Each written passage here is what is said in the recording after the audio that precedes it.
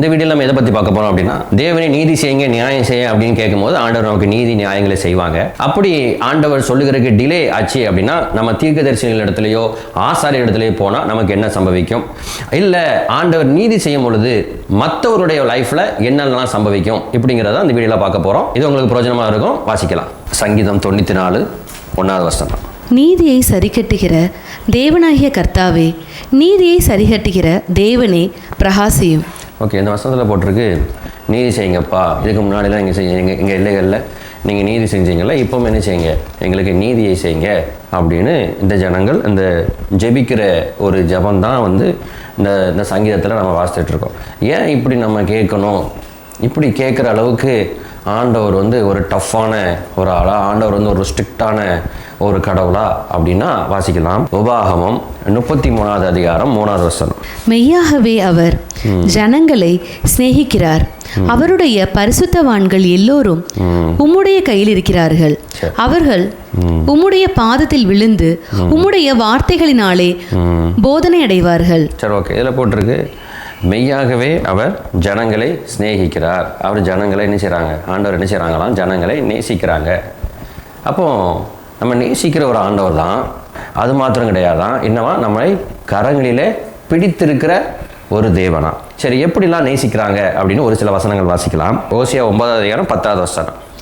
வனாந்தரத்தில் திராட்சை குலைகளை கண்டுபிடிப்பது போல் இஸ்ரவேலை கண்டுபிடித்தேன். ஓகே, இதில் ஆண்டவர் தன்னுடைய லவ்வை தான் ஜனங்களை நேசிக்கிற அந்த விதத்தை எக்ஸ்பிளைன் பண்ணுகிறதற்கு ஆண்டவர் சொல்லுகிற எக்ஸாம்பிள் என்ன அப்படின்னா, வனாந்திரத்தில் ஒருத்தன் நடந்துக்கிட்டு வரும்பொழுது அவன் ஒரு திராட்சை தோட்டத்தில் ஒரு திராட்சை கொலையை பார்த்தா எப்படி இருக்குமோ, எவ்வளோ எக்ஸைட் ஆவானோ, அதே மாதிரி நான் என்னுடைய ஜனங்களை பார்த்தா நான் எக்ஸைட் ஆவேன், அந்த அளவுக்கு எனக்கு சந்தோஷம் இருக்கும் அப்படின்னு சொல்கிறாங்க. அடுத்து, அத்திமரத்தில் முதல் தரம் பழுத்த கனிகளை போல் உங்கள் பிதாக்களை கண்டுபிடித்தேன். இதில் ஆண்டவர் சொல்கிறாங்க, முதல் தரம் பழுத்த கனியை போல நீங்கள் எனக்கு இருக்கிறீங்க அப்படின்னு ஆண்டவர் சொல்ல வர்றது என்ன அப்படின்னா, ஃபர்ஸ்ட் லவ்.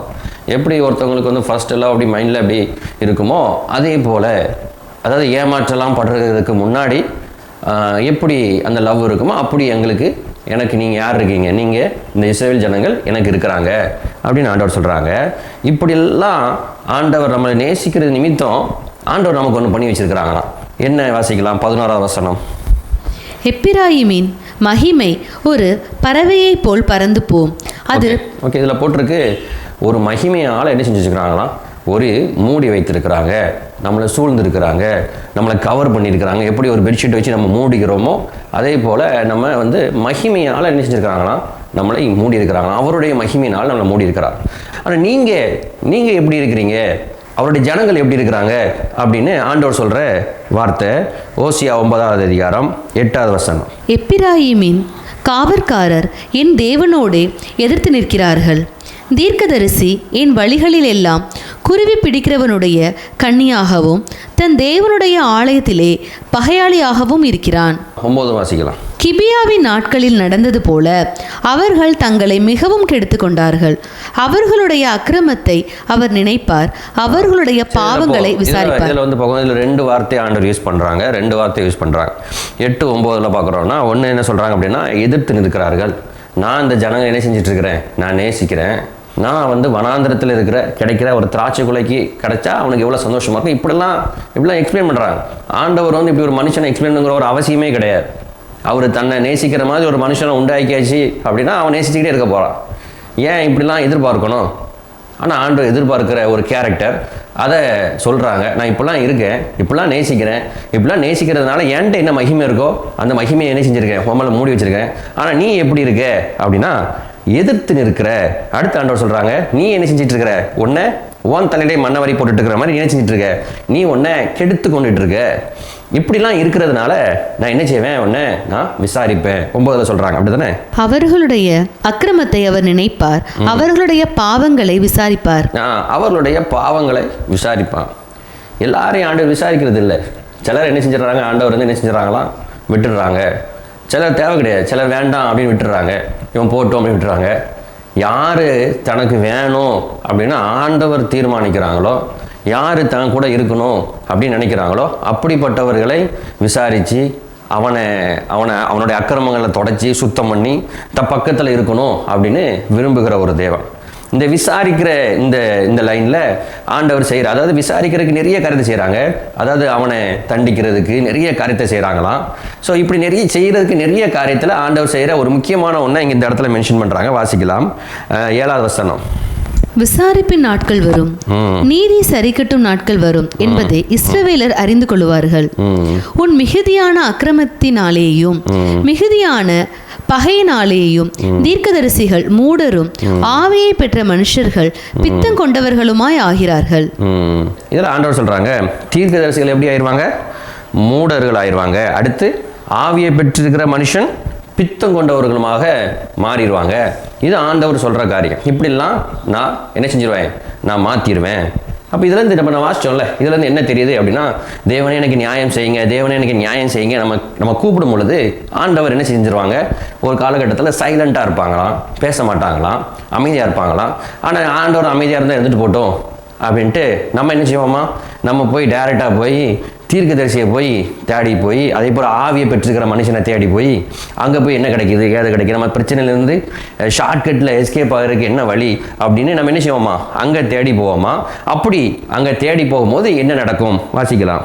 எரேமியா 4வது அதிகாரம் 9வது வசனம். அந்நாளிலே ராஜாவின் இருதயமும் பிரபுக்களின் இருதயமும் மடிந்து போம், ஆசாரியர்கள் திடுக்கிட்டு தீர்க்கதரிசிகள் திகைப்பார்கள் என்று கர்த்தர் சொல்கிறார். இதில் போதும். இதில் ஆண்டவர் சொல்றாங்க, ஆசாரியர்கள் திடுக்கிட்டு தீர்க்கதரிசிகள் திகைப்பார்கள் அப்படின்னு என்ன அர்த்தம் அப்படின்னா, அவங்க ஒரு தரிசனத்தை பார்ப்பாங்க. ஒரு தரிசனத்தை பார்த்துட்டு இதுதான்ப்பா தரிசனம், இப்படிலாம் நடக்கும் அப்படின்னு அவங்க சொல்லுவாங்க. இந்த தீர்க்கதரிசிகள் சொல்லுவாங்க, ஆவியை பெற்றிருக்கிற மனுஷர்கள் சொல்லுவாங்க. ஆனால் இப்படிலாம் சொல்லிட்டு இதன்படி நடக்கும் அப்படின்னு அவங்க எதிர்பார்த்துட்டு இருப்பாங்க. இப்படிலாம் நடக்கும், ஏன்னா இப்படி தரிசிச்சிருக்கிறோம், அதோடைய அர்த்தம் இதுதான் அப்படின்னு அவங்க இமேஜின் பண்ணிகிட்டு இருப்பாங்க. இதுதான் அர்த்தம், இப்படி தான் நடக்க போது இமேஜின் பண்ணிகிட்டு இருப்பாங்களாம். ஆனால் அப்படி இமேஜின் பண்ண மாதிரி என்ன செய்யாதான்? நடக்காதான். ஐயோ, நான் இங்கே இமேஜின் பண்ண மாதிரி நடக்கலையே அப்படின்னு கண்டு அவங்க என்ன செய்வாங்களாம்? திகைப்பாங்க. ஏன் இதெல்லாம் நடக்கலை? நம்ம இப்படி தானே பார்க்குறோம், இதோட அர்த்தம் இது தானே, அப்புறமே இப்படிலாம் நடக்கிற அப்படின்னு திகைப்பாங்க. ஏன் அப்படி நடக்குமா? ஏசாயா 29வது அதிகாரம் 10-11. கர்த்தர் உங்கள் மேல் கனநித்திரையின் ஆவியை வரப்பண்ணி உங்கள் கண்களை அடைத்து ஞான திருஷ்டிக்காரராகிய உங்கள் தீர்க்கதரிசிகளும் தலைவர்களுக்கும் முக்காடு போட்டார். ஆதலால் தரிசனம் எல்லாம் உங்களுக்கு முத்திரிக்கப்பட்ட புஸ்தகத்தின் வசனங்களை போல் இருக்கும். வாசிக்க அறிந்திருக்கிற ஒருவனுக்கு அதை கொடுத்து, நீ இதை வாசி என்றால் அவன், இது என்னால் கூடாது, இது முத்திரித்திருக்கிறது என்பான். ஓகே, இதில் ஆண்டவர் சொல்கிறாங்க, ஒரு தரிசனத்தை அவன் தரிசிப்பான், அவன் பார்ப்பான். ஆனால் அது என்ன செய்யாது? அவனுக்கு புரியாது. புரியலைனாலும் அவன் என்ன செஞ்சிருவான்? இதுக்கு இதுதான் அர்த்தம், இப்படி தான் அர்த்தம் அப்படின்னு அவனாவே இமேஜின் பண்ணிக்கிட்டு என்ன செஞ்சிருவான்? அதை கொண்டு போய் சொல்லுவான், இப்படிலாம் நடக்கும்னு சொல்லுவான். அப்படிலாம் நடக்கும்னு வெயிட் பண்ணி பார்த்துட்டு இருப்பான். நடக்காது. அப்படி நடக்காத நிமித்தம் அவன் என்ன செஞ்சுட்டு போயிடுவான்? திகைப்பான். அப்போ ஏன் இதெல்லாம் நடக்கும் அப்படின்னா, நான் ஆண்டு என்ன செய்வாங்களா? நான் கனநித்திரையின் ஆவி என்ன செய்வேன்? வர பண்ணுவேன். அவன் மேலே என்ன செய்வேன்? கனநித்திரையின் ஆவியை வர பண்ணுவேன். ஸோ அவன் ப்ராஃபட்டாக இருக்கிறதுனால அவனுக்கு அந்த வரங்கள் இருக்கிறதுனால அவன் பார்ப்பான், எல்லாத்தையும் விஷயம்னா பார்ப்பான். இது இப்படி தான் நடக்கும், இதோடைய அர்த்தம் இதுதான் அப்படின்னு அவனா நினச்சிக்கிடுவான். ஒன்று புரியலன்னு நினச்சிக்கணும், புரியல அப்படின்னு ஏத்தாப்பில் இருக்கவன்ட்ட சொல்லணும். இல்லை நானும் ஜெபம் பண்ணுறேன், நீனும் ஜெபம் பண்ணுங்க அப்படின்னு சொல்லணும். அவன் என்ன செய்ய மாட்டான்? அப்பெல்லாம் சொல்ல மாட்டான். ஆனால் என்ன சொல்லுவான்? இதுக்கு இதுதான் அர்த்தம், இதன்படி இப்படி தான் நடக்க போகுது இப்படிலாம் சொல்லுவான். அதில் இன்னொரு வசனத்தை வாசிக்கலாம். 14வது வசனம், எரேமியா 6:14. சமாதானம் இல்லாதிருந்தும் சமாதானம் என்று சொல்லி என் ஜனத்தின் காயங்களை மேற்பூச்சாய் குணமாக்குகிறார்கள். அவர்கள் அருவருப்பானதை செய்தது நிமித்தம் வெட்கப்படுகிறார்களோ, பரிசேதம் வெட்கப்படார்கள். சரி, இப்போ சொல்கிறாங்க, இல்லை ஆண்டவர் சொல்கிறாங்க, அவன் என்ன சொல்லுவான்? அவனை தரிசிருப்பான். அந்த தரிசனத்துக்கு அவனாவே ஒரு அர்த்தம் வச்சுக்கிடுவான். அவனாவே ஒரு அர்த்தம் வச்சுக்கிட்டு இந்த அர்த்தம் எப்படி நடக்கலையே அப்படின்னு சொல்லி திகைத்து போவான். திகைத்து போயிட்டு அது மாத்திரம் கிடையாது, அவன் எப்படிப்பட்ட தரிசனங்களை சொல்லுவான்னா, சமாதானம் சொல்லுவான். ஏன் சமாதானம் சொல்லுவான் அப்படின்னா, அப்போ அப்படி சொன்னாதான் அவனுக்கு என்ன கிடைக்குமா? காசு கிடைக்கும். அப்படி சொன்னாதான் அவன் என்ன செஞ்சுட்டு இருப்பான்? அவன் என்னையே சார்ந்துக்கிட்டு இருப்பான். அவன் செஞ்ச தப்பை என்ன செய்ய மாட்டான்? சொல்ல மாட்டான். தன்னையே டிபெண்ட் பண்ணிட்டு இருக்கணும், தாங்கிட்டே அடங்கியிருக்கணும் அப்படிங்கிறதுக்காக என்ன சொல்லிட்டே இருப்பானா? உனக்கு எல்லாம் ஃபேவராக தான் நடக்கும், நீ விரும்புகிற மாதிரி தான் உனக்கு நடக்கும், இப்படிலாம் ஆண்டவர் ஆசீர்வதிப்பார், இப்படிலாம் ஆண்டவர் செய்வார் அப்படின்னு சொல்லுவாங்க. இதுக்கு ஆண்டவர் சொல்கிறாங்க, ஏன் அவன் அப்படி செய்கிறான் அப்படிங்கிறதுக்கு ஆண்டவர் சொல்கிற வார்த்தை 13வது வசனம், மேலே இருக்கிற வசனம், 13வது வசனம். அவர்களில் சிறியோர் முதல் பெரியோர் மட்டும் ஒவ்வொருவரும் பொருளாசைக்காரர், இதுவும் அல்லாமல் தீர்க்கதரிசிகள் முதல் ஆசாரியர்கள் மட்டும் ஒவ்வொருவரும் பொய்யர். சரி, இல்லை ஆண்டவர் சொல்கிறாங்க, அவன் பொய் சொல்கிறான், அவன் வந்து இப்படி நடக்கும், உனக்கு சமாதானம் நடக்கும், உனக்கு ஃபேவராக நடக்கும், உனக்கு எல்லாம் நல்லது தான் நடக்கும் அப்படின்னு அவன் என்ன செஞ்சிட்டு இருக்கிறான்? பொய் சொல்லிட்டு இருக்கிறான். உன்னோட அக்கிரமத்தை அவன் சொல்லுகிறது இல்லை, பொய் சொல்லிட்டு இருக்கிறான். ஏன் அப்படின்னா அவன் எப்படி இருக்கிறான்? ஒவ்வொருத்தனும் எப்படி இருக்கான்? அவன் வந்து பண ஆசை உள்ளவனாக இருக்கான், பொருள் ஆசையோடு இருக்கான். இப்படி சொன்னால் தான் என்ன செய்வான்? நம்ம 4 நேரம் கூப்பிடுவான், நமக்கு ஏதாவது வருமானத்தை ரூபா கொடுப்பான், நமக்கு ஏதாவது தேவைகளை சந்திப்பான், அப்படிங்கிறக்காக என்ன செஞ்சுட்டே இருப்பான்? உனக்கு இதமானதையே என்ன செஞ்சுட்டே இருப்பான்? செய்துட்டே இருப்பான். அதான் ஆண்டவர் சொல்கிறாங்க, உனக்கு உண்மையிலே ஏன்ட்டு இருந்து நன்மை வேணும், ஏன்ட்டு இருந்து உனக்கு ஏதாவது நல்லா நடக்கணும் அப்படின்னா நீ எங்கே போகாத, நீ ஆசாரியனை தேடியோ தீர்க்கதரிசியை தேடியோ எங்கேயும் போகாத, ஏன்ட்ட வா அப்படின்னு சொல்கிறாங்க. ஒரு வசனத்தை வாசிக்கலாம். எரேமியா 4வது அதிகாரம் 1வது வசனம். இஸ்ரவேலே, நீ திரும்புகிறதுக்கு மனதாயிருந்தால் என்னிடத்தில் திரும்பு என்று கர்த்தர் சொல்கிறார். நீ உன் அருவருப்புகளை என் பார்வையில் நின்று அகற்றிவிட்டால் நீ இனி அலைந்து திரிவதில்லை. ஓகே, இப்போ அதில் ஆண்டு சொல்கிறாங்க, உனக்கு உண்மையிலே ஏன்றது நல்லது நடக்கணும், உண்மையிலே உன் வாழ்க்கையில் ஏதாவது மாற்றங்கள் உண்டாகணும் அப்படின்னு உனக்கு உண்மையிலே என்ன இருந்துச்சுன்னா, நீ ஏன் தீர்க்கதரிசியை நோக்கி ஓடிக்கிட்டே இருக்கிற? உனக்கு ஃபேவரான வார்த்தைகளை ஒருத்தன் பேசணும்னு ஓடிட்டே இருக்க. நீ உண்மையிலே உன்னோட லைஃப்பில் ஒரு மாற்றம் உண்டாகணும், உண்மையிலே உன் லைஃப்பில் ஒரு நல்ல காரியம் நடக்கணும் அப்படின்னா, அப்படி உனக்கு ஒரு மனசு இருந்துச்சு, என் மூலியமாக தான் உனக்கு ஒரு அற்புதம் நடக்கணும், உனக்கு ஒரு மனசு இருந்துச்சுன்னா நீ என்ன செய்? திரும்புகிறதுக்கு மனதாக இருந்தால் என்ன செஞ்சுவா? நீ என்னிடத்தில் திரும்பு என்று வந்தா என்ன சொல்ல மாட்டேன், நான் வந்து உன்னை ஆசீர்வதிப்பேன், அப்படி பண்ணுவேன் இப்படி பண்ணுவேன் சொல்ல மாட்டேன். உன் அருவருப்புகள் எல்லாத்தையும் உன் கண் மாட்டி நிப்பாட்டுவேன். நீ அந்த அருவருப்புகள் எல்லாத்தையும் என்ன செய்யணும்? என் பார்வையிலிருந்து அகற்றி விட்ட அப்படின்னா, இதை செஞ்ச அப்படின்னா நான் என்ன செய்வேன்? நான் இதை செய்வேன். நீ அலைந்து திரிவதில்லை. நீ என்ன செய்ய மாட்ட? அலைந்து தெரிய மாட்ட. நீ ஏன் இப்படி அலைஞ்சிக்கிட்டு இருக்கணும்? நீ ஏன் இப்படி பைத்தியம் முடிச்ச மாதிரி என்ன செய்யறதுன்னு தெரியல, ஏது செய்யறதுன்னு தெரியல, அடுத்து என்ன செய்யறது, நாளைக்கு எங்கே போகிறது, இது எப்படி நடக்கும், அது எப்படி நடக்கும், ஏன் நீ புலம்பிட்டு இருக்கணும்? உன் அருவருப்புகள் எல்லாத்தையும் அகற்றுமே.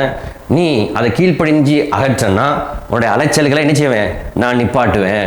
இல்லை நான் அப்படிலாம் என்னால் கேட்க முடியாது, உங்களுக்காகலாம் என்னால் வெயிட் பண்ணிட்டு இருக்க முடியாது, நான் ஷார்ட்கட் ரூட்டில் தான் போவேன், நான் வந்து டேரெக்டாக போய் தீர்க்கதரிசிட்ட ஃபோன் அடிச்சு என்ன நடக்க போகுது, நாளைக்கு நடக்க போகுது, இந்த பொருள் எங்கே இருக்குது, இது எப்போ எனக்கு கிடைக்கும், இப்படிலாம் நான் இந்த ஷார்ட்கட் ரூட்லலாம் நான் அப்படி தான் போவேன், அது எனக்கு ஈஸி அப்படின்னு நீங்கள் நினச்சிங்க அப்படின்னா ஆண்டவர் சொல்கிற வார்த்தை 1 நாளாகமம் 10வது அதிகாரம் 14வது வசனம். அதற்காக அவர் அவனை கொன்று ராஜ்யபாரத்தை ஈசாயின் குமாரனாகிய தாவீது வசமாக திருப்பினார். அதுக்கு மேல இருக்கிற வசனம்.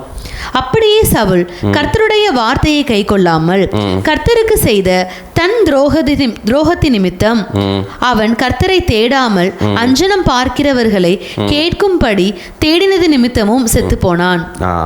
இல்லை, நான் தீர்க்கதரிசிட்ட தான் போவேன், அவர் எனக்கு டக்குன்னு எல்லாத்தையும் ஆன்சர் பண்ணிடுவார், அதனால் நான் அங்கே தான் போவேன். நீங்கள் ஒரு முடிவோடு இருந்தீங்கன்னா ஆண்டவர் சொல்கிற வார்த்தை என்னென்னா, நீ செத்து போவ, உன் ராஜ்யபாரம் உனக்கு சம்பந்தமே இல்லாத ஒரு நபரிடம் போய் சேரும். உன் பக்கத்தில் இருப்பான், அவன் யார்? உன் ஃப்ரெண்டு. தாவீது குறித்து தான் வாசிக்கிறோம். அவன்கிட்ட இருக்கிற பொசிஷனை பிடுங்கி அவனுடைய நண்பனாகிய தாவீதினிடத்தில் ஆண்டவர் கொடுப்பாங்க. இதுதான் ஆண்டவர் உங்களுக்கும் செய்வார். என்ன செய்வார் அப்படின்னா, உண்மையிலே ஆண்டவர் உங்களை தண்டிக்காக அப்படின்னு தெரிஞ்சிச்சுன்னா நம்ம போக வேண்டிய இடம் எது அப்படின்னா ஆண்டவருடைய சமூகத்துக்கு தான் போகணும். ஆண்டவருடைய சமூகத்துக்கு போய் நம்ம கெஞ்சணும், ஆண்டவரே நீதி செய்யுங்க, நியாயம் செய்யுங்கப்பா, எங்களை விசாரிங்க, எங்களுக்கு ஹெல்ப் பண்ணுங்கன்னு கேட்கணும். அப்படி கேட்கும்போது ஆண்டவர் கொஞ்ச நாள் இப்படி தான் இருப்பாங்க, சைலண்டாக தான் இருப்பாங்க. இல்லை எங்களால் ஆண்டோடைய சைலண்டெல்லாம் அக்செப்ட் பண்ணிக்க முடியாது, தாங்கிட்டுலாம் எங்களால் இருக்க முடியாது, அப்படி இல்லை, நாங்கள் டேரெக்டாக எங்கே போயிடுவோம், நாங்கள் தீர்க்கதரிசியை போவோம், ஆவியை பெற்ற மனுஷர்கள் நிறைய பேர் எங்கள்கிட்ட இருக்கிறாங்க, அங்கே தேடி போவோம் அப்படின்னு நீங்கள் போனீங்க அப்படின்னா ஆண்டவர் சொல்கிற வார்த்தை தான், நீங்கள் செத்து போவீங்க. என்ன செய்வாங்க? உங்கள்கிட்ட இருக்கிற பொசிஷனை பிடுங்கி உன் பக்கத்தில் உன் ஃப்ரெண்டு ஒருத்தர் இருக்கிறான்ல, அவன் அப்போ தான் வளர்ந்துட்டு வந்துட்டு இருப்பான். தாவீது யார்? ஆடு மேய்க்கிறவர். சவுல் கூட கம்பேர் பண்ணும்போது ஒரு லோ கேட்டகரி. ஆண்டவர் சொல்கிறது தான், நீ செத்து போவ, ஓன்ட்டு இருக்கிற பொசிஷனை பிடுங்கி உன்னுடைய லோ கேட்டகரியில் இருக்கிற ஒருத்தனுக்கு நினைச்சுவேன் நான் கொடுப்பேன் அப்படின்னு ஆண்டவர் சொல்கிறான். சரி, ஓகே, இப்படிலாம் ஆண்டவர் செய்கிறாங்கல்ல, இதில் நம்ம வாசிக்கிறோம் நீதி செய்யுங்க நியாயம் செய்யுங்க அப்படிலாம் நம்ம கேட்டுட்டு இருக்கிறோம்ல. ஆனால் இந்த மாதிரி நீதி செய்யுங்க நியாயம் செய்கிற கேட்கறதுக்கு எதனால் வருது? எதனால் நம்ம இப்படி கேட்க வேண்டிய ஒரு சூழ்நிலைக்குள்ள வருகிறோமா? வாசிக்கலாம். 1 சாமுவேல் 25வது அதிகாரம் 10-11. நாபால் தாவீதின் ஊழியக்காரருக்கு பிரதியுத்தரமாக, தாவீது என்பவன் யார்? ஈசாயின் குமாரன் யார்? தங்கள் எஜமான்களை விட்டு ஓடி போகிற வேலைக்காரர் இந்நாளில் அநேகர் உண்டு. நான் என் அப்பத்தையும் என் தண்ணீரையும் என் ஆடுகளை மயிர் கத்திரிக்கிறவர்களுக்காக நான் அடித்து சமையல் பண்ணிவிட்டதையும் எடுத்து இன்ன இடத்தார் என்று நான் அறியாத மனுஷனுக்கு கொடுப்பேனோ என்றான். இது என்ன இன்சிடென்ட்? என்ன இன்சிடென்ட் வாசிக்கிறோம் அப்படின்னா, தாவீது வந்து தனியாக இருந்துக்கிட்டே இருக்கிறார். தனி நபராக ஓடி வருகிறார். பட்டயத்துக்காக ஒரு ஆசார இடத்துல ஒரு அந்த கோலியாத்தினுடைய பட்டயத்தை வாங்கிட்டு வந்துக்கிட்டு இருக்கிறார். அப்படி வந்துக்கிட்டு இருக்கிற போது அவர்கிட்ட ஒரு சின்ன கூட்டம் வருது. அவர்கள் யார் அப்படின்னா, அவங்க குடும்பத்தார் எல்லாரும் சேர்ந்து அவன்கிட்ட ஒரு சின்ன கூட்டம் இருக்குது. இந்த சின்ன கூட்டம் இருக்கும்போது இவர் குட்டி குட்டி சின்ன சின்ன யுத்தங்களை பண்ணிகிட்டு இருக்கிறார், வின் பண்ணுகிறார். இப்போ அவர் கொஞ்சம் ஒரு தைரியம் வந்துடுது. என்ன தைரியம் வந்துடுது அப்படின்னா, இது வரைக்கும் நம்ம தனியாக இருந்தோம். அவர் ரொம்ப பயத்தில் இருந்தார்ல, அந்த வசனத்தை வாசிக்கலாம்ல. 1 சாமுவேல் 21:13 வசனம். அவர்கள் கண்களுக்கு முன்பாக தன் முகநாடியை வேறுபடுத்தி அவர்களிடத்தில் பித்து கொண்டவன் போல காண்பித்து வாசற் கதவுகளிலே கீறி கொண்டிருந்து தன் வாயிலிருந்து நுரையை தன் தாடியிலே விழப்பண்ணி கொண்டிருந்தான். இதெல்லாம் தாவீது பண்ணிட்டு இருக்கிறார். ஏன் தாவீது பண்ணிட்டு இருக்கிறாருன்னா, ஒத்தாளா இருக்கிறாரு, மாட்டிக்கிட்டாரு. இப்போ இந்த ராஜா நினைச்சா என்னமும் செய்யலாம். இப்போ அவர் பக்கத்தில் மாட்டிக்கிட்டதுனால இவர் என்ன செய்யறதுன்னு தெரியாமல் பைத்தியம் முடிச்ச மாதிரி என்ன செஞ்சிடாரு, ஆக்ட் பண்ணுகிறாரு. அப்படி பைத்தியம் முடிச்ச மாதிரி ஆக்ட் பண்ண உடனே அவருடைய ரெஸ்பான்ஸ் யாரு? அந்த ஆப்போசிட்ல இருக்கிறாரு ஆகீஸ் ராஜா. அவருடைய ரெஸ்பான்ஸ் என்ன? அப்பொழுது ஆகீஸ் தன் ஊழியக்காரரை நோக்கி, இதோ இந்த மனுஷன் பித்தம் கொண்டவன் என்று காண்கிறீர்களே, இவனை நீங்கள் என்னிடத்தில் கொண்டு வந்தது என்ன? எனக்கு முன்பாக பைத்திய சேஷ்டை செய்ய நீங்கள் இவனை கொண்டு வருகிறதற்கு பைத்தியக்காரர் எனக்கு குறைவா இருக்கிறார்களோ? இவன் என் வீட்டிலே வரலாமா என்றான். இப்போ சொல்றாரு, நம்ம சொல்லல, சீ போ, என் பக்கத்திலே வராத, என்கிட்ட பைத்தியக்காரன் இல்லைன்னு இவனை கூட்டு வந்திருக்கிறீங்க, இப்படி கூட்டு வரலாமா? ஒரு ராஜாவுடைய அரண்மனைக்குள்ள இப்படி கூட்டு வரலாமா? அவனை கூட்டு போங்க அப்படின்னு தாவீதை துரத்தி விடுறாரு. போ, வேண்டாம், இங்கே எல்லையில் இருக்கக்கூடாது, போ அப்படின்னு துரத்தி விடுறாரு. இப்படி இருந்த தாவீது தான் இப்போ அடுத்த அதிகாரம் 1வது வசனத்தில் வாசிக்கலாம். தாவீது அவ்விடத்தை விட்டு தப்பி அதுல்லாம் என்னும் கெபிக்கு போனான். அதை அவன் சகோதரரும் அவன் தகப்பன் வீட்டார் அனைவரும் கேட்டு அங்கே அவனிடத்துக்கு போனார்கள். ஒடுக்கப்பட்டவர்கள், கடன்பட்டவர்கள், முறுமுறுக்கிறவர் யாவரும் அவனோட கூடிக்கொண்டார்கள். அவன் அவர்களுக்கு தலைவனானான். இந்த பிரகாரமாக ஏறக்குறைய 400 பேர் அவனோடு இருந்தார்கள். ஓகே, இப்போ ஒத்தாளா இருந்து சீப்போ அப்படின்னு ஒதுக்கிட்டு இருந்த தாவீதுக்கு கூட எத்தனை பேர் சேர்ந்துட்டாங்க? ஒரு 400 பேர் சேர்ந்துட்டாங்க. இப்போ அவருக்கு கொஞ்சம் ஒரு ஸ்ட்ரென்த் வந்திருக்கு. இப்போ இந்த கொஞ்சம் ஸ்ட்ரென்த்தை வச்சுட்டு அவர் ஒரு யுத்தத்தை செய்ய போறாரு. அடுத்த அதிகாரம் 23வது அதிகாரம் 2-3 வசனம். அப்பொழுது தாவீது, நான் போய் அந்த பெலிஸ்தியரை முறியடிக்கலாமா என்று கர்த்தரிடத்தில் விசாரித்ததற்கு கர்த்தர், நீ போ. வசனம் பெறலாம். அப்படியே தாவீது தன் மனுஷரை கூட்டிக் கொண்டு கேகிலாவுக்கு போய் பெலிஸ்தியரோடு யுத்தம் பண்ணி அவர்களில் அநேகம் பேரை வெட்டி அவர்கள் ஆடு மாடுகளை ஓட்டிக் கொண்டு போனான். இவ்விதமாய் கேகிலாவின் குடிகளை ரட்சித்தான். ஒரு மக்கள் கூட்டத்தை, ஒரு குரூப் ஆஃப் மக்களை காப்பாத்துறார். அப்போ எங்கேருந்து வந்தார்? ஒரு தனி நபராக இருந்தார். இவனெல்லாம் கூட்டு வரக்கூடாது, இவனெல்லாம் ஒரு ஆளே கிடையாது அப்படின்னு சொல்லுகிற அளவுக்கு ரொம்ப ரொம்ப ரொம்ப லோவாக போயிட்டாப்புல. அங்கேருந்து ஆண்டவர் எங்கே கொண்டு வந்தாங்க?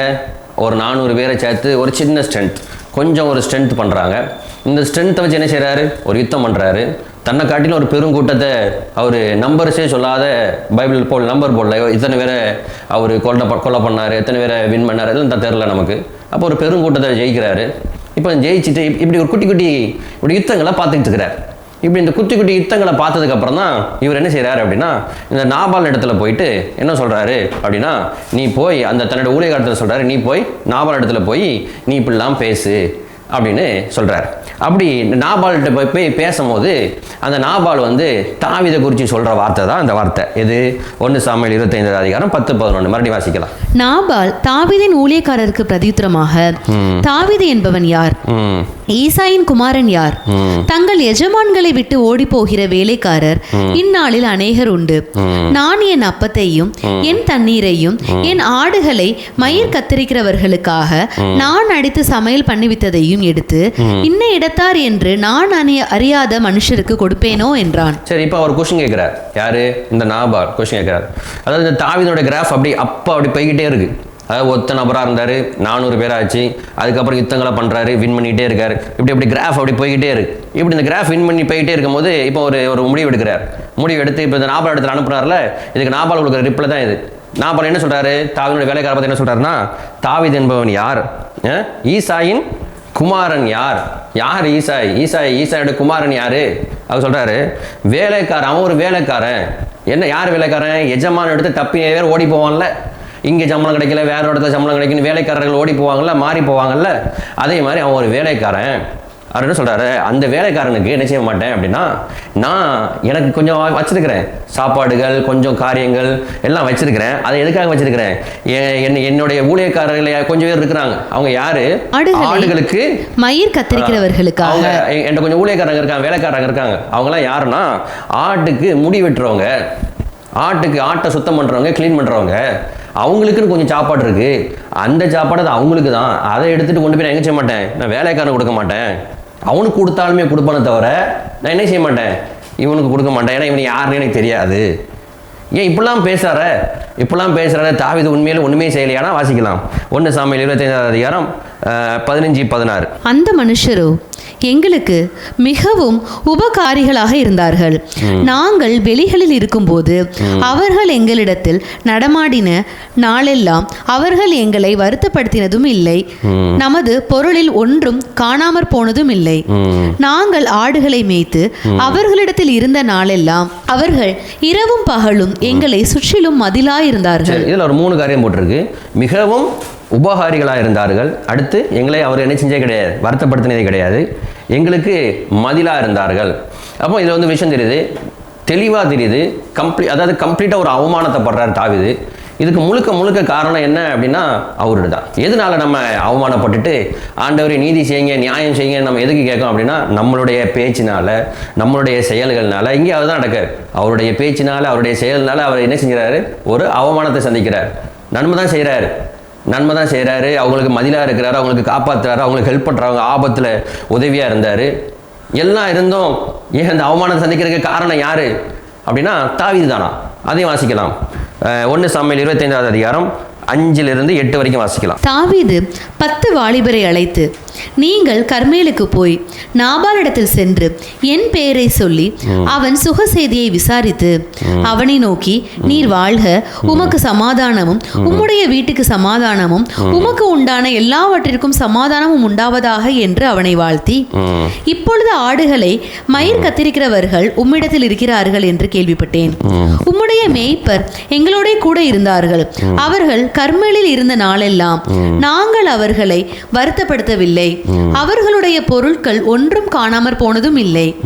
உம்முடைய வேலைக்காரரை கேளும், அவர்கள் உமக்கு சொல்லுவார்கள். ஆதலால் இந்த வாலிபருக்கு உம்முடைய கண்களிலே தயை கிடைக்க வேண்டும். நல்ல நாளில் வந்தோம். உம்முடைய கைக்கு உதவுவதை உம்முடைய ஊழியக்காரருக்கும் உம்முடைய குமாரனாகிய தாவீதுக்கும் கொடுக்கும்படி வேண்டுகிறேன் என்று சொல்லுங்கள் என்றான். இதுல தாவீது வந்து தவறுக்கு மேல தவறு பண்ணிக்கிட்டே இருக்கிறார். என்ன தவறு பண்ணுறாரு? முதல் தவறு என்ன பண்ணுறாரு அப்படின்னா, ஏன் பெயரை சொல்லி கேளுங்க. தாவீதோடைய மைண்ட் எங்கே போயிடுச்சு அப்படின்னா, தன்னோட கொஞ்சம் ஸ்ட்ரென்த்து கிடச்சிருச்சு, கொஞ்சம் பலன் கிடச்சிருச்சு, சில யுத்தங்கள் நம்ம பண்ணியிருக்கோம், சில வெற்றிகளை நாங்கள் பார்த்துருக்குறோம். அப்படிங்கிறதுனால நம்மளை நாளைக்கு தெரியும், நம்ம பேரை சொன்னால் மதிப்பாங்க அப்படின்னு அவர் நினச்சோன்னே என்ன செய்கிறாரு? ஆள் அனுப்புனார். அப்பவும் விட்டாரா? அப்பவும் எக்ஸ்பிளைன் பண்ணுறார். நான் இப்படிலாம் உங்களுக்கு செஞ்சேன், நான் செஞ்ச நன்மையெல்லாம் நினச்சி பாருங்கள், என்னையே செஞ்சுக்கோங்க, உங்களுடைய குமாரனா நினச்சிக்கோங்க, இப்படிலாம் பேசுறார். இவ்வளவும் பேசினதுக்கப்புறம் அவன் யாருன்னே தெரியாதுன்னு எப்படி இருக்கும்? அப்போ இருந்து என்ன தெரியுது அப்படின்னா, நம்மளுடைய அவமானத்துக்கு காரணம், நம்மளுடைய நிந்தைக்கு காரணம், இந்த மாதிரியான நன்றி இல்லாத வார்த்தைகளை நம்ம கேட்கறதுக்கு காரணம் என்ன அப்படின்னா, நம்மளுடைய வாய் தான். நம்ம தான் என்ன செஞ்சுக்கிறோம், நம்ம தான் தலையை கொண்டு போய் கொடுத்து என்ன செஞ்சுக்கிறோம், ஒரு பிரச்சனையில் வாங்கி கொள்கிறோம், அங்கே போய் சிக்கிக்கிறோம், அங்கேயே மாட்டிக்கிறோம். அங்கே போய் மாட்டிவிட்டுட்டு ஆண்டவரை நீதி செய்யுங்க, நியாயம் செய்யுங்க அப்படின்னு கேட்டால் ஆண்டவர் நீதி செய்வாங்களா, செஞ்சாங்களா, ஒரு நீதி செஞ்சாங்கன்னு கேட்டால் வாசிக்கலாம். 1 சாமுவேல் 25வது அதிகாரம் 38-39. கர்த்தர் நாபாலை வாதித்ததினால் ஏறக்குறைய 10 நாளுக்கு பின்பு அவன் செத்தான். நாபால் செத்து போனான் என்று தாவீது கேள்விப்பட்ட போது என் நிந்தையின் வழக்கை நாபாலின் கையில் விசாரித்து தம்முடைய அடியானை பொல்லாப்பு செய்யாதபடிக்கு தடுத்த கர்த்தருக்கு ஸ்தோத்திரம். இப்போ தாவீது சொல்றாரு, என் நிந்தையின் வழக்கை விசாரிச்சாங்க. இந்த வழக்கை உருவாக்குனதே யாரு? இந்த வழக்கை உருவாக்குனதே தாவீது தான். போகிறதுக்கு முன்னாடியாவது என்ன செஞ்சுருக்கணும், கேட்டிருக்கணும். ஆண்டவரே நான் போகிறேன், போகவா, எனக்கு கேகிலா பட்டணத்தை பிடிக்கிறதுக்கு முன்னாடி கேட்டார்ல, நான் போகவா, நான் பிடிப்பேனா, எனக்கு சொல்லுங்கள், நான் இருக்கணுமா அப்படின்னு கேட்கும்போது போ, இவ்வளோ இன்ஸ்ட்ரக்ஷன் கொடுத்தாங்கல்ல. அப்போ இப்போ என்ன தைரியம், நம்ம ஜெயிச்சிட்டோம், நம்ம கையில் ஒரு டீம் இருக்குது, நம்மளால் ஜெயிக்க முடியும். நம்ம கையில் யார் இருக்கா, இப்போ வந்து ஒரு ஆசாரியனுடைய ட்ரெஸ்ஸும் நம்ம கையில் இருக்குது, நம்மளால செய்ய முடியும். இப்படி ஒரு எண்ணம் வந்துட்டு, இந்த எண்ணத்தினுடைய அடுத்த விளைவு தான் என்ன அப்படின்னா, போ, நம்ம போவோம், நம்ம போய் கேட்போம், அவன் கொடுத்துருவான், எல்லாம் நடந்துடும். இதை ஒன்று நல்லா தெரிஞ்சுக்கணும். ஆண்டவர் சொல்லாமல் எதுவும் நம்ம லைஃப்பில் என்ன செய்யாது, வராது. ஆண்டவர் அனுமதிக்காமல் எதுவும் நம்ம லைஃப்பில் கிடைக்காது. நம்மளோட எந்த பலத்தினாலையும் நம்மளால் ஒன்றத்தையும் சாதிக்க முடியாது. 400 பேர் இருந்தாலும் சரி, 4000 பேர் இருந்தாலும் சரி, ஒன்றையும் நம்மளால் என்ன செய்ய முடியாது, சாதிக்க முடியாது. ஒன்று கேட்டிருக்கணும், ஆண்டவரே எனக்கு இதெல்லாம் தேவை இருக்குப்பா, எனக்கு கொஞ்சம் கொடுங்க அப்படின்னு ஆண்டவர்கிட்ட கேட்டிருக்கலாம். இல்லைன்னா போகவான்னு அங்கே கேட்டிருக்கலாம், இங்கே போகவான்னு கேட்டிருக்கலாம். ரெண்டையும் செய்யலை, சுயமாக முடிவெடுக்கார்ல. ஆனாலும் ஆண்டோட போய் கேட்குறாங்கல்ல, நீதி செய்யுங்க, நீதி செய்யுங்க கேட்டால் அவர் நீதி செய்கிறாங்க. அப்போ இதோட விளைவு என்ன, அவர் என்ன செஞ்சிட்டாராம், அவர் செத்து போயிட்டார். ஒருத்தர் செத்து போயிட்டார், அவருடைய ஒய்ஃபு வேறு பக்கம் தாவீது பக்கம் போயாச்சு, ஒரு குடும்பம் நாசமாக போகுது. அதுக்கப்புறம் இவ்வளோ அலைச்சல், இவர் அங்கேருந்து இந்த கோபத்தை கேட்டுட்டு கொஞ்ச நாள் கோபம், கிட்டத்தட்ட 10 நாள் வாதித்து செத்தானோ, 10 நாள் வாதிக்கப்பட்டு செத்தானோ. அப்போ 10 நாள் தாவீதோட மைண்ட் எப்படி இருந்திருக்கும், 10 நாள் ஒரே டென்ஷனாக தானே இருக்கும். எதுக்கு இந்த டென்ஷனு, இந்த 10 நாள் யோசிச்சிருப்பார்ல, நம்ம ஏன் இப்படி நம்ம இப்படிலாம் இவ்வளோ நல்லது பண்ணோமே, நமக்கு இப்படிலாம் பண்ணிட்டானே, இப்படிலாம் நம்மளை கேள்வி கேட்டானே, 4 கேள்வி கேட்டானே, அப்படி மனசு துளி இடிச்சிட்டே இருந்திருக்கும்ல. இதெல்லாம் எதுக்கு, இதெல்லாம் தேவையே கிடையாது. அப்போ ஒழுங்காக முதல்ல என்ன செஞ்சுருக்கணும், முதலையே கவனமாக நடந்திருக்கணும். இதான் ஆண்டவர் சொல்கிறாங்க, உனக்கு கேட்கணும்னு மைண்ட் இருந்துச்சுன்னா அது என்கிட்ட கேளு, இல்லை ஒரு விஷயத்த செய்யணும்னு இருந்துச்சு என்கிட்ட கேளு. அதான் நம்ம வாசித்தோம். திரும்புறதுக்கு மனதாக இருந்துச்சுன்னா என்னிடத்துல கேளு, நான் என்ன செய்வேன், உன்னுடைய அக்கிரமங்களை சொல்லுவேன், நீ எங்கே தவறுகிற, நீ எங்கே தவறு செய்கிறேன்னு நான் சுட்டி காட்டுவேன். அப்போ இதுலேருந்து என்ன தெரியுது அப்படின்னா, தேவனே நீதி செய்யுங்க, நியாயம் செய்யுங்க அப்படின்னு கேட்குறோம் அப்படின்னா அதுக்கு 100க்கு 3/4 காரணம் யாராக தான் இருப்போம், நம்மளாக தான் இருப்போம். அப்படியே நம்மளாக இருந்தாலும் ஆண்டவர்கிட்ட போய் கேட்கும் பொழுது ஆண்டவர் சில நேரங்களில் சைலண்ட்டாக இருந்தாங்க அப்படின்னா தீர்க்கதரிசி நோக்கியோ ஆசாரியரை நோக்கியோ போகாதீங்க, ஆண்டவரிடத்துல காத்துருங்க. உண்மையிலே ஆண்டவரிடத்துல நன்மை வேணும் அப்படின்னா ஆண்டவரிடத்துல காத்துருங்க. அவன் அக்கிரமங்களை தெரிவித்து நமக்கு என்ன செய்வாங்க, நம்ம எல்லைகளை சமாதானம் உள்ளவைகளாக மாற்றுவாங்க. கண்களை மூடி ஜெபிப்போம். ஆமேன். நிச்சயமாகவே எங்களுக்கு நீதி செய்வீங்க தகப்பனே. ஆனால் அதே நேரத்தில் ஆமேன், எங்களுடைய தவறுகள் நிமித்தம் நீதி செய்யுங்கன்னு கேட்டு தகப்பனே, நாங்கள் மற்ற குடும்பங்களை கெடுக்காதபடிக்கு, மற்ற எல்லைகளிலே மரணத்தை உண்டு பண்ணாதபடிக்கு தகப்பனே எங்களுக்கு ஞான இருதயத்தை தாங்க. முதலாவதே ஆமேன், ஒரு காரியத்தை செய்கிறதுக்கு முன்பாகவே உங்களிடத்துல கேட்டு விசாரித்து தகப்பனே, இல்லை உங்களுடைய பதில் தாமதமாக வந்துச்சுன்னா அதற்காக காத்திருந்து எங்களுடைய அக்கிரமங்களிலிருந்து தகப்பனை சுத்திகரித்து தகப்பனை வெயிட் பண்ணி உங்களிடத்துல பதிலை பெற்ற பின் தகப்பனே நாங்கள் காரியங்களை செய்தோம் அப்படின்னா நாங்கள் அவமானங்களை பார்க்கறதில்ல, நாங்கள் நிந்தைகளை பார்க்கறதில்ல, நன்றி அறியாத பேச்சுகளை எங்கள் காதுகளை நாங்கள் கேட்கறதில்ல அப்படிங்கிறத நாங்கள் இந்த தாவீதினுடைய லைஃப்லேருந்து கற்றுக்கொண்டோம். எங்களுடைய தவறுகள் நிமித்தம் ஆமேன் நிறைய அசம்பாவிதங்களை நாங்களே வருவித்துக் கொள்ளாதபடிக்கு எங்களை வேலி அடைத்துக் கொள்ளுங்க, பாதுகாத்துக் கொள்ளுங்க, கனப்படுத்துங்க. இயேசுவின் ஜெபிக்கிறோம் சொல்லி நல்ல பிதாவே. ஆமேன் ஆமேன் ஆமேன். இந்த வீடியோ உங்களுக்கு பிரயோஜனமாக இருக்கும் என்று கர்த்தருக்குள் நாங்கள் நம்புகிறோம். ஒவ்வொரு வியாழக்கிழமை இதே நேரத்தில் எங்களுடைய செய்திகள் ஒளிபரப்பாகும். நீங்கள் பார்க்க தவறினால் கூட நாங்கள் எங்களுடைய யூடியூப் சேனலில் நீங்கள் பார்த்து கொள்ளலாம். இது மாத்திரமல்ல, எங்களுடைய ஊழியத்தின் பிரதான நோக்கமாகிய சிறுவர் ஊழியங்கள், வாலிபர் ஊழியங்கள் ஒவ்வொரு ஞாயிற்றுக்கிழமைகளிலும் 3 மணி முதல் 5 மணி வரை நடக்கிறது. உங்கள் பிள்ளைகளை அதில் கலந்து கொள்ள நீங்கள் விரும்பினால் எங்களோடு தொடர்பு கொண்டால் உங்கள் பிள்ளைகளுக்கு வாகன வசதிகள் செய்து தருவோம். ஒவ்வொரு சண்டே கிளாஸ்லேயும் சொல்லப்படுகிற வசனங்களை வருடத்தின் கடைசியில் பரீட்சைகள் நடத்தப்படும். அந்த பரீட்சையில் தேர்வு பெறுகிற முதல் 3 பிள்ளைகளுக்கு ரொக்க பரிசாக 4000 ரூபாயிலிருந்து பரிசுகள் கொடுக்கப்பட்டு வருகிறது. ட்ரூத் ஆஃப் பைபிள் யூடியூப் சேனலிலேயும் வாட்ஸ்அப்லேயும் எங்களுடைய எல்லா நிகழ்ச்சிகளையும் நீங்கள் பார்த்து பயன்பெறலாம். கர்த்தர் தாமே உங்களையும் உங்கள் பிள்ளைகளையும் ஆசீர்வதிப்பாராக. ஆமென்.